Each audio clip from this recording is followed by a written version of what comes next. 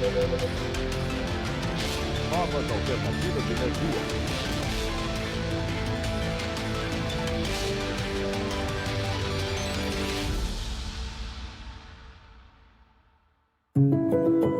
Você tem tempo?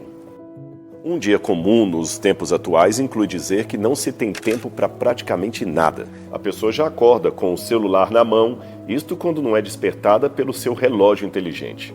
Várias mensagens para responder, muitas postagens para se atualizar. São tantas janelas abertas que as pessoas se conectam mais por um aparelho do que por conversa olho no olho. Aliás, esse tipo de conversa é mais difícil de se manter. Ela é chata, já não se faz quase nada sem a internet. E esse aparelho aqui se torna onipresente. Informação demais, tempo de menos. Mas e há 50 anos? Como que era? Talvez você não se lembre, mas você pode perguntar para os seus pais, para os seus avós. A televisão e o jornal, eles eram uma grande fonte de informação. Mas não era instantâneo, não. Mais rápido mesmo era o rádio, que alguns davam por moribundo na década de 70. Uma leitura ali e aqui, revistas, muitas revistas, horários mais fixos e previsíveis e no final do dia TV com a família toda reunida. Parece até meio relaxante, né? Mas já pensou em como seria essa sua rotina há 100 anos? Não haveria eletricidade na sua casa, a luz do sol e o canto dos pássaros seriam um despertador natural para se informar que você podia ler o jornal, que nesse caso era trazido até a sua porta sempre no mesmo horário. Se o menino da bicicleta não se atrasasse com algumas atividades corriqueiras, como cuidar dos animais, a sua informação, o seu jornal estaria ali. Cartas, rodas de conversa eram a melhor maneira de se manter informado. E lembra do rádio moribundo nos anos 70? Pois é, 50 anos antes ele estava bem estabelecido, mas era tão caro que só os mais ricos poderiam tê-lo. Se fosse há 100 anos, o nosso principal entretenimento noturno seriam serestas, ouvir histórias dos mais velhos ou leituras dos clássicos. Em cada época, as circunstâncias moldaram a experiência humana. A nossa relação com o tempo, a rotina e a atenção mudaram drasticamente, ilustrando a profunda influência da tecnologia e da informação nas nossas vidas. E a escrita foi a primeira dessas grandes tecnologias. Antes da escrita, os nossos ancestrais contavam histórias e às vezes até as ilustravam em desenhos que ficavam nas paredes. Era o começo de um registro, mas também uma necessidade básica da humanidade, que era de se comunicar. Essas histórias, contadas em pedra, estabeleceram as bases para o que se tornaria uma jornada ininterrupta de descoberta e compartilhamento de conhecimento. Contar uma história, o storytelling, não é uma novidade de hoje. Então o homem sempre encontrou uma forma de contar suas histórias, de passar o seu conhecimento, de passar a sua cultura familiar de geração em geração. Então antes mesmo da escrita, da criação dos diferentes tipos de alfabetos que a gente tem hoje, já existiam desenhos, já existiam expressões artísticas e até quase que textuais para que o homem pudesse narrar a sua própria história, a história dos outros e também se comunicar.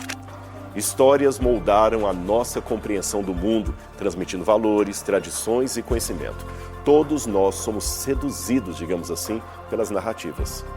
A escrita foi uma das maiores inovações da humanidade.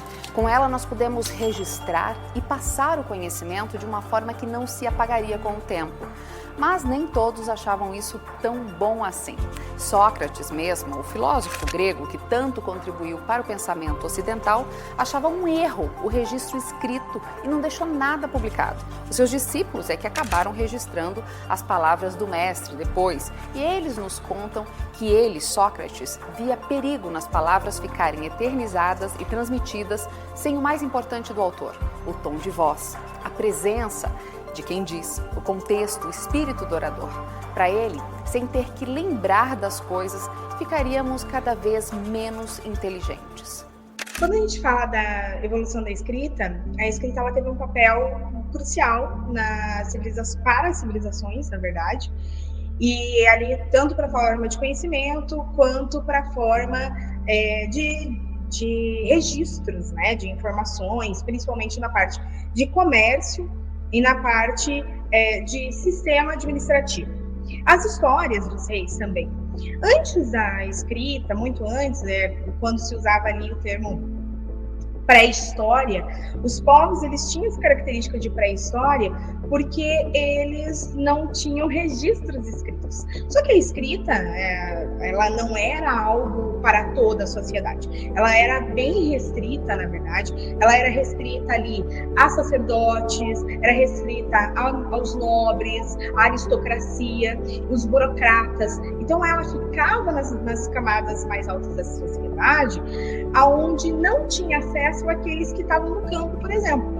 Então, os camponeses tinham pouquíssimo acesso a qualquer tipo de conhecimento. E o conhecimento deles acabava restrito aos conhecimentos religiosos. A escrita, ela desempenha um papel central educacional, principalmente.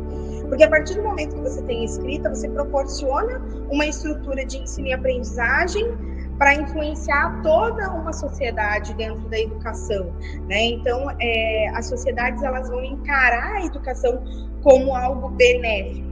Então, a partir do primeiro momento, aquilo era elitizado. E daí, depois, ela começa a se divulgar. Quando a gente fala da escrita, ela também é muito importante e ela é essencial para as leis. Tinha um momento na história, enquanto as leis não eram escritas, em que elas eram apenas orais, que elas mudavam como se queria. As leis eram manipuláveis por serem orais. Então, é uma maneira de a escrita contribuir para a organização da sociedade.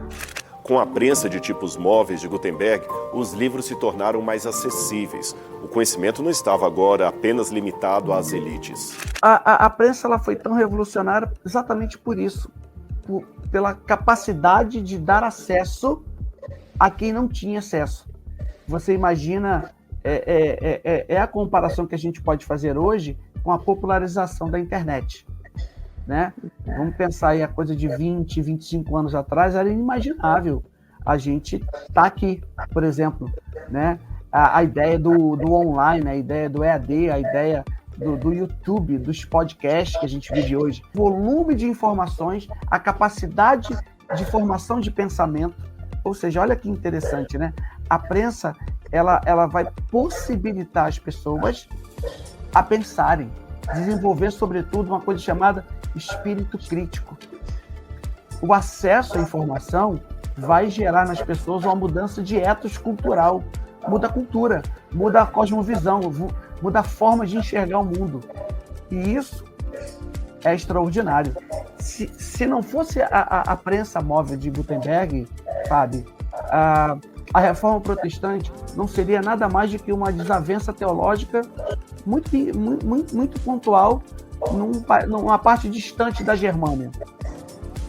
Com a prensa, né, de Gutenberg, ela expande o pensamento da reforma.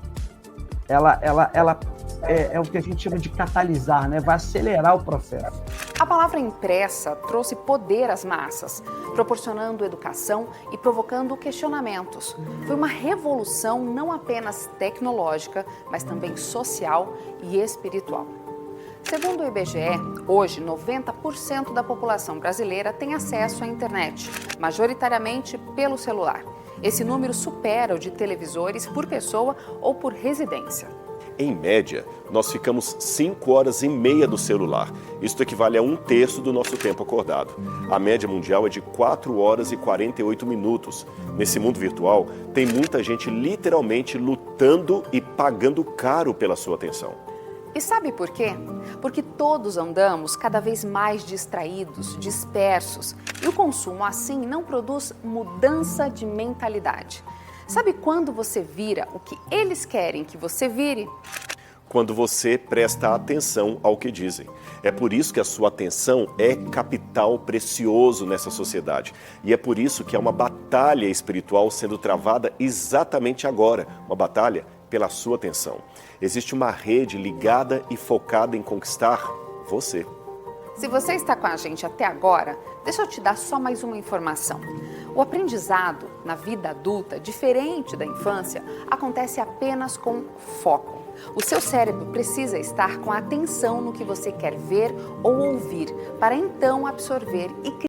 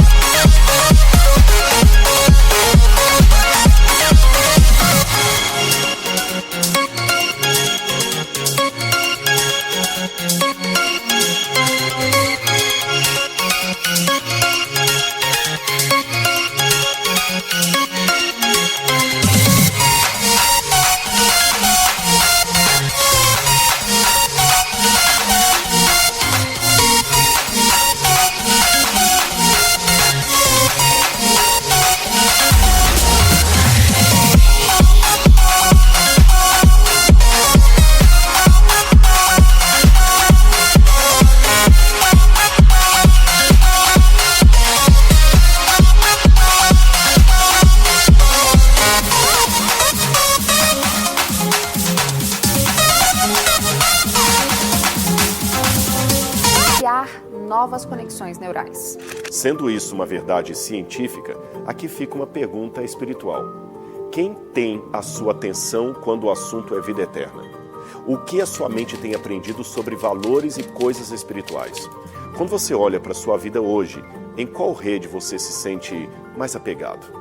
No próximo episódio, nós vamos te contar como as grandes revoluções tecnológicas, da escrita ao chat GPT, mudaram a sua forma de ver o mundo. Como a nossa rotina e a nossa mente foram modificadas para sempre. Você vai entender como a sua atenção foi e está sendo roubada. E nós vamos dar a você um e-book e um certificado, mas só se você assistir os 4 episódios dessa série. E para isso você precisa guardar as letras que vamos informar em cada episódio. As letras do episódio de hoje são estas que estão aparecendo aí na sua tela. É isso aí, pessoal. A gente se vê no próximo encontro.